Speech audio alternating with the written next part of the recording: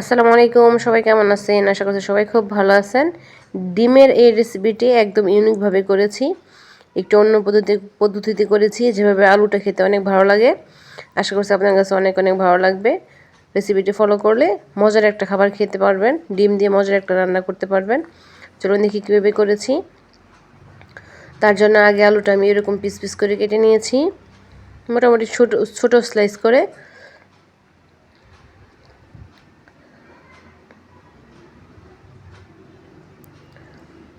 একদম ছোট ছোট ছোট করেছি।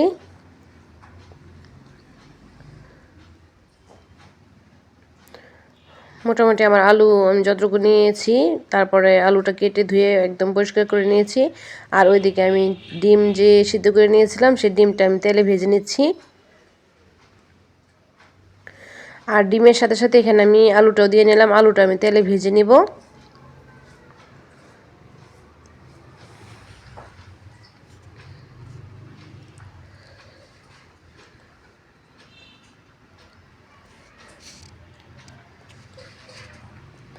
আমি সবগুলো আলু দিয়ে নিলাম তেলে, এখন আমি ভেজে নেব সুন্দরভাবে।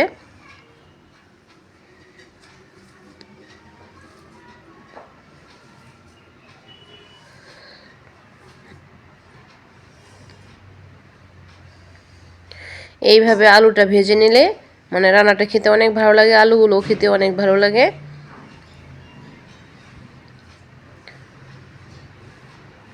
আমি এখন ডিমগুলো তুলে নিচ্ছি। এবার আমি আলুটাও তেলের মধ্যে ভালোভাবে ভেজে নিব।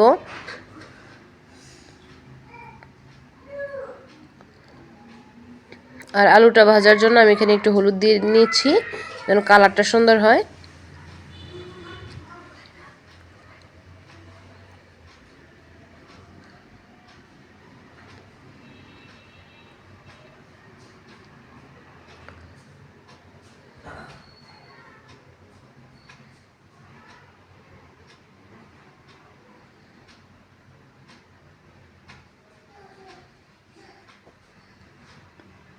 দেখতে পাচ্ছেন মোটামুটি আমার আলুটা ভাজা হয়ে গেছে, একদম লাল লাল করে আমি ভেজে নিয়েছি। এরকম করেই ভেজে নেবেন, তাহলে রান্নাটা খেতে অনেক ভালো লাগবে আর আলুগুলোও খেতে অনেক ভালো লাগবে।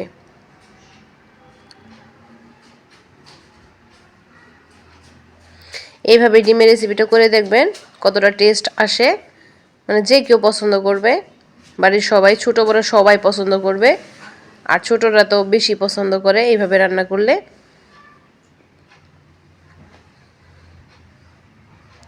আর মেহমান আপ্যায়নে দিলেও সবাই পছন্দ করবে।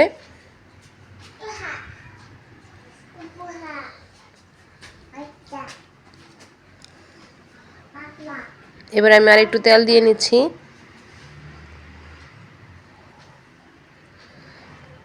এখন দিয়ে নিব পেঁয়াজ।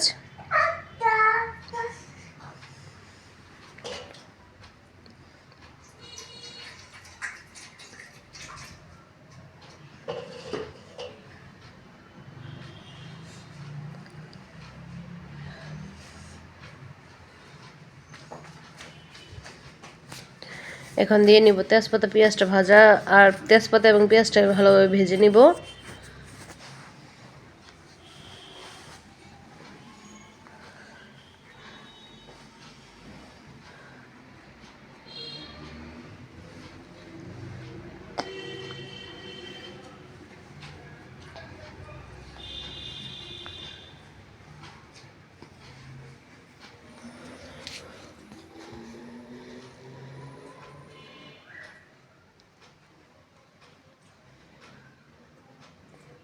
এবার আমি একটু দারচিনি দিয়ে নিলাম।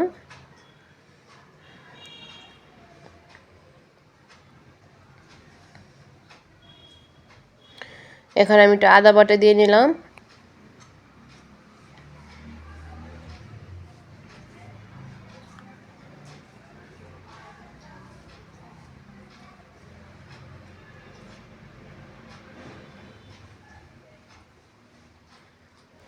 এবার দিয়ে নিচ্ছি আমি শুকনো মরিচ।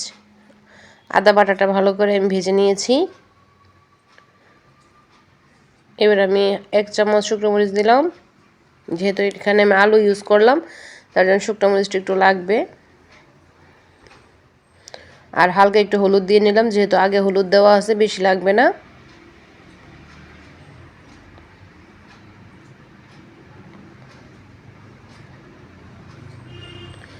স্বাদ মতো লবণটাও দিয়ে নিলাম।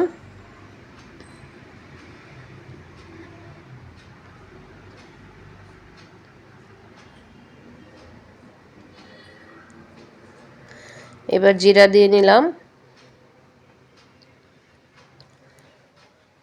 এবার মশলাটা আমি ভালোভাবে কষিয়ে নিব।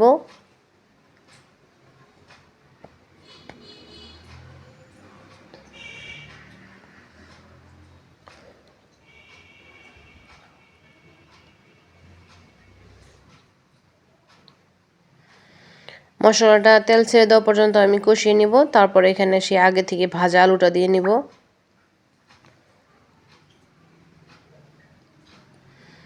এখন এই ভাজা আলুটা আমি মশলার সাথে ভালোভাবে কষাবো।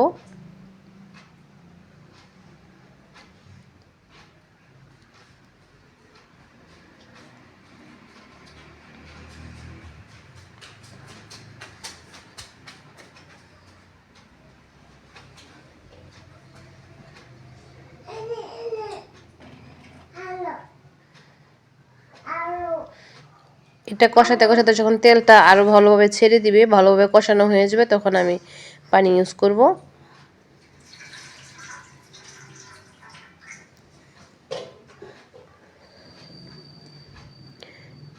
দেখতে পাচ্ছেন অনেকটা তেল ছেড়ে দিচ্ছে।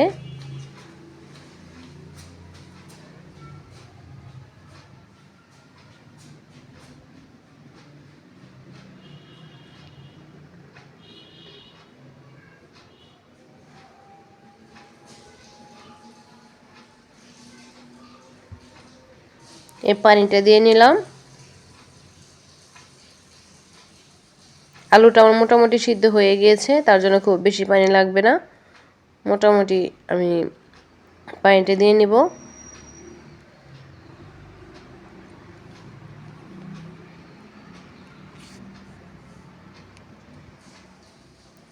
আর এবার ডিমটাও দিয়ে নেব।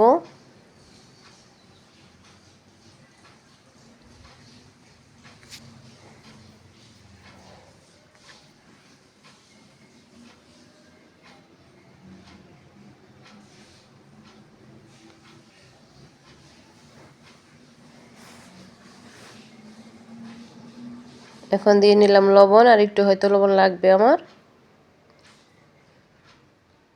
এবার একটু ঢেকে রেখে দিব। আর এই পর্যায়ে আমি একটু কাঁচামরিচটা দিয়ে নেব, ফ্লেভারও হবে, খেতেও ভালো লাগবে।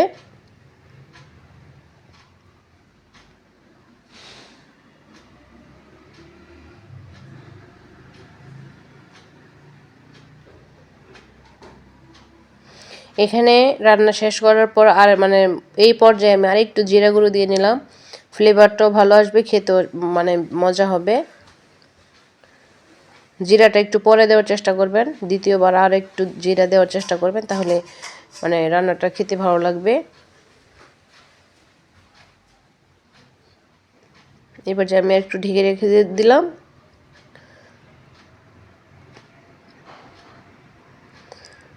আর এই তো আমার তরকারি মোটামুটি ফাইনাল লুক।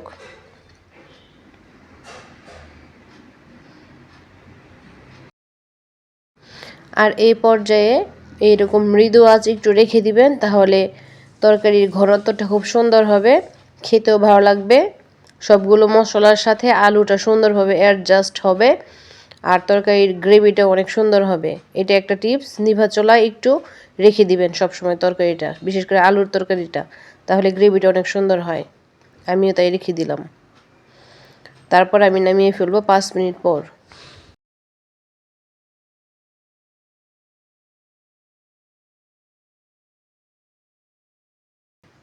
এখন আমার তরকারিটা হয়ে গিয়েছে, এবার আমি নামিয়ে ফেলবো। দেখতে পাচ্ছেন কতটুকু ঘনত্ব অবস্থায় আমি নামিয়েছি।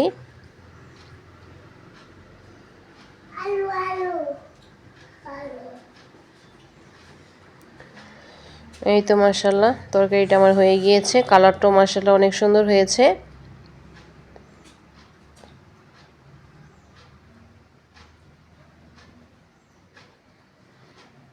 মানে কালারটা যতটা মজা, টেস্ট মানে বোঝা যাচ্ছে, খেতেও ভীষণ মজা ছিল। রেসিপিটি ভালো লাগলে লাইক করবেন, শেয়ার, সাবস্ক্রাইব করবেন। আজ এই পর্যন্ত, সবাই ভালো থাকবেন। আসসালামু আলাইকুম ওয়া রাহমাতুল্লাহি ওয়া বারাকাতুহু। আল্লাহ হাফেজ।